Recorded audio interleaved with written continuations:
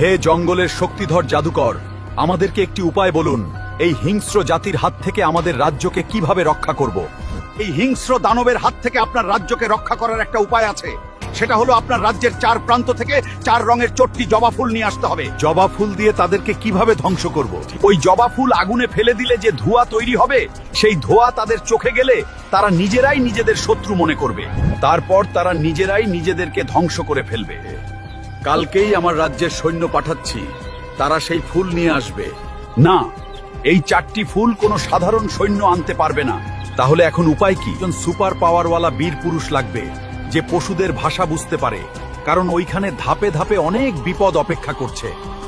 ঠিক আছে, আমি আমার রাজ্যের এমন বীর খুঁজে আপনার কাছে পাঠাবো, আপনি তাকে সবকিছু দিক নির্দেশনা দিয়ে দিবেন। মন্ত্রীজি, পশুর ভাষা বুঝতে পারে এমন স্পেশাল পাওয়ারের বীর এখন কোথায় পাবো? রাজামশাই, আপনি চিন্তা করবেন না, আমি কালকে সমগ্র রাজ্যে ঢোল পিটিয়ে দিব এই স্পেশাল বীরের সন্ধানের জন্য। একটি জরুরি ঘোষণা, আমাদের রাজ্য কঠিন বিপদের সম্মুখীন। রাজ্যের সকল সৈন্য এবং রাজা নিজেও এই বিপদ থেকে রক্ষা পাওয়ার বিভিন্ন পথ খুঁজছেন। আমাদের দরকার এমন একজনকে যিনি পশুর ভাষা বুঝতে পারেন। এই রাজ্যে এমন কেউ থাকলে রাজ্য রক্ষার্থে স্বেচ্ছায় এগিয়ে আসুন। বলুন রাজামশাই, আমাকে কি করতে হবে? এই রাজ্য রক্ষায় আমি যে কোনো কিছুই করতে প্রস্তুত আছি। তুমি যেহেতু পশুদের ভাষা বুঝতে পারো, তাহলে তুমিই একমাত্র ব্যক্তি যে পারবে রাজ্যের 4 প্রান্ত থেকে 4 রঙের জবা ফুল নিয়ে আসতে। এখন আমাকে কি করতে হবে? আমাদের রাজ্যের দিকে এগিয়ে আসছে কিছু 200 বছরের পুরনো দানব। তার থেকে ধ্বংস করতে তোমার সাহায্য লাগবে আমাদের। তোমাকে এখন রঘু জাদুকরের কাছে যেতে হবে। সে তোমাকে এই জবা ফুল আনার সকল দিক নির্দেশনা দিয়ে দিবে, তুমি তার কথা অনুযায়ী সব কাজ করবে। ঠিক আছে, আমি এখনই যাচ্ছি রঘু জাদুকরের কাছে।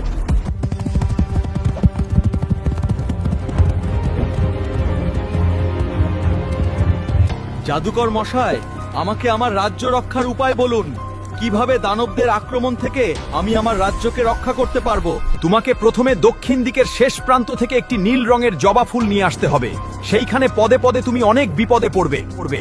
এই লকেটটা তোমাকে আধ্যাত্মিক বিপদ থেকে রক্ষা করবে, আর বনের পশুদের সাথে তোমাকে নিজে নিজে লড়াই করতে হবে।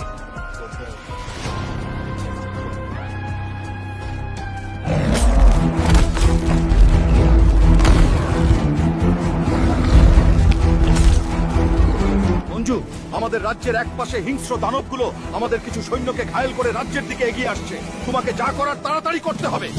আমার রাজ্যের পোষা কালো বাঘটি তোমাকে দক্ষিণ দিকের জঙ্গলে নিয়ে যাবে। তুমি এখনই বাঘের পিঠে চড়ে যাত্রা শুরু করো। আমি বেঁচে থাকতে আমার রাজ্যের কোনো ক্ষতি হতে দিব না।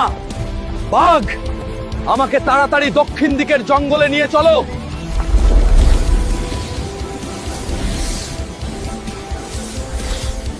এই গহীন জঙ্গলে আমাকে অনেক বিপদ পাড়ি দিতে হবে। আপনারা যদি পরের পর্ব দেখতে চান, তাহলে ভিডিওতে 50,000 লাইক কমপ্লিট করে কমেন্টে লিখুন নেক্সট।